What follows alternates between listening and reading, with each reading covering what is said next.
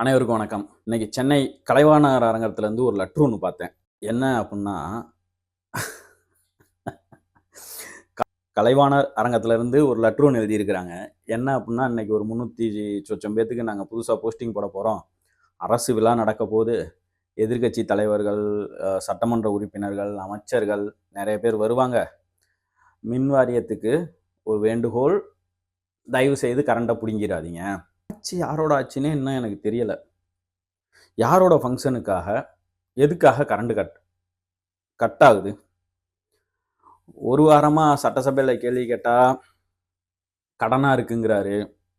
Piece கேரியர புடுங்கிட்டு போயிட்டாங்க அப்படிங்கிறாரு.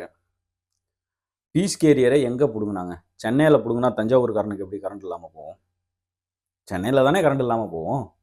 அதுவும் காலையில பீஸ் கேரியர புடுங்குனா எப்படி நைட்டு கரண்ட் இல்லாம போகும்? வாய்க்கு வந்தத அடிச்சு விடுறது. ஏதோ ஒண்ணு ChatGPTல போ வேண்டியது. இன்னைக்கு என்ன இந்த பிரச்சனை? இதுக்கு என்ன சொல்யூஷன்? அதேதான். போட்டுவிடு. இவங்க திட்டத்துக்கு பேர் வச்ச அத்தனையும் தாவேக அரசு பேர் வச்ச அத்தனை பேரும் ChatGPTல இருந்து எடுத்த பேரு. எல்லாமே A to Z ChatGPT. ChatGPT government தான் நடக்குது. என்னத்த சொல்றதுன்னு தெரியல.